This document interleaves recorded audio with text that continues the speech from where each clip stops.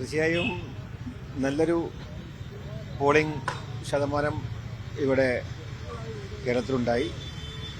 അത് കാണിക്കുന്നത് തീർച്ചയായും UDF അനുകൂലമാണെന്നാണ് ഞങ്ങളൊക്കെ പ്രതീക്ഷിക്കുന്നത്.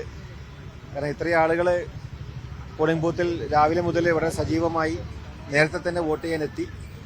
അവസാനം വൈകിട്ടും സമയം കഴിഞ്ഞിട്ടും ആളുകൾ വോട്ട് ചെയ്തേ പോകൂ എന്നുള്ള ഒരു രീതിയിൽ വന്നത് ഈ ഒരു സമ്മതിദാന അവകാശം അത് തീർത്തും നല്ലതിനു വേണ്ടി ഉപയോഗിക്കണമെന്നുള്ള അവരുടെയൊക്കെ ആഗ്രഹമാണ്. തീർച്ചയായും ഈ ഒരു തെരഞ്ഞെടുപ്പിൽ UDFന്റെ സ്ഥാനാർത്ഥികൾ വലിയ ഭൂരിപക്ഷത്തിൽ ജയിക്കും എന്നതിൽ യാതൊരു സംശയമില്ല. UDF ശക്തമായ ഭൂരിപക്ഷത്തിൽ അധികാരത്തിൽ വരും എന്നുള്ളത് തന്നെയാണ് ഞങ്ങൾ മനസ്സിലാക്കിയിട്ടുള്ളത്. അതിവിടെ നേരത്തെ സൂചിപ്പിച്ചതുപോലെ ഒരു ഭരണവിരുദ്ധ വികാരം ഇവിടെ ഉണ്ടായിട്ടുണ്ട്.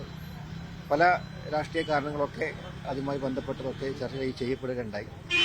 എന്നിരുന്നാലും ഇനി നമ്മൾ കാത്തിരുന്ന് കാണാം എന്നുള്ളതാണ് ഈ പറയാനുള്ളത്. ലീഗിന്റെ 27 സീറ്റുകളിൽ എങ്ങനെയാണ് പ്രതീക്ഷ? ഈ സാധാരണ 17-18 അങ്ങനെയൊക്കെയാണ് പോകാറുള്ളത്.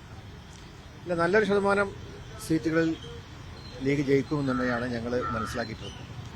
27 സീറ്റിലാണ് ഞങ്ങൾ മത്സരിച്ചതെങ്കിലും 20ന്റെ മേലെ എന്തായാലും തീർച്ചയാണ്. കാറ്റ് വലിയ ശക്തിയുള്ള കാറ്റാണ് പുറത്തോട്ട് വീശിയിട്ടുള്ളത്. അതുകൊണ്ട് വലിയ രീതിയിൽ തന്നെയുള്ള സീറ്റുകൾ ലീഗിനും കോൺഗ്രസിനടക്കമുള്ള UDFന് കിട്ടും. ലീഗ് സ്ഥാനാർത്ഥികൾക്കെതിരെ മതം പറഞ്ഞ് വോട്ട് ചോദിച്ചു എന്ന് പറഞ്ഞിട്ട് കോഴിക്കോട് സൗത്തിലും പേരാമ്പ്രയിലും ഒക്കെ LDFന്റെ ഭാഗത്ത് വലിയ വിമർശനമുണ്ട്.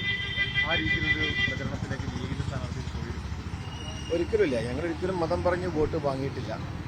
അതിന് അവസാന നിമിഷത്തിൽ വോട്ട് കിട്ടൂല എന്ന് കണ്ടപ്പം അതിനു വേണ്ടിയിട്ടുള്ള പ്രചരണം മാത്രമാണ് എന്നുള്ളതാണ് ഞങ്ങൾ മനസ്സിലാക്കിയിട്ടുള്ളത്.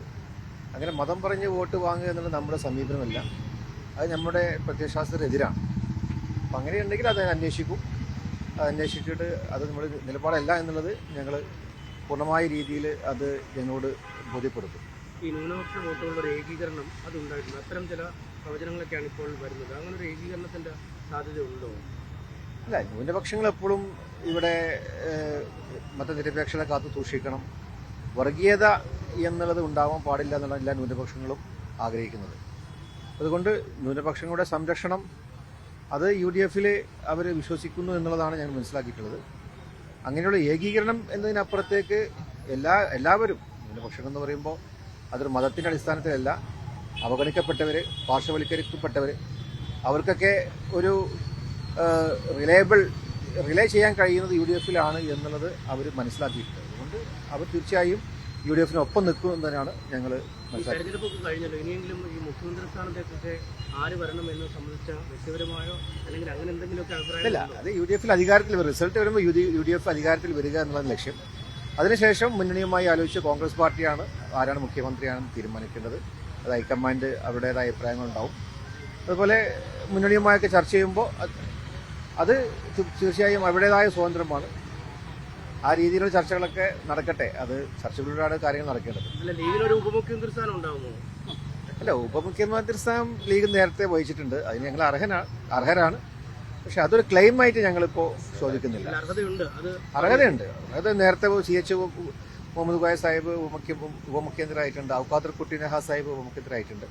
ഇപ്പോൾ ഇനിയും അത് ഞങ്ങൾക്ക് അർഹതയുള്ളൊരു കാര്യമാണ്. പക്ഷെ അത് ക്ലെയിം ചെയ്ത് അത് നെഗോഷിയേറ്റ് ചെയ്യാൻ ഞങ്ങളില്ല എന്നുള്ളതാണ്. അർഹത ഉണ്ടല്ലോ. അർഹത വെച്ചാൽ നേരത്തെ നമുക്ക് കിട്ടിയിട്ടുള്ള സാധനം. അല്ല, ആവശ്യം ഇപ്പൊ നമ്മളത് ആവശ്യപ്പെടുന്നില്ല എന്നുള്ളതാണ് നേരത്തെ നേതാക്കൾ പിന്നെ സൂചിപ്പിച്ചിട്ടുള്ളത്. അല്ല, ആ സമയത്തുള്ള ചർച്ചകളല്ലേ. അപ്പോൾ അത് കഴിഞ്ഞിട്ട് ആ സമയത്തുള്ള ചർച്ചകളിൽ ആ സമയത്ത് നോക്കാം.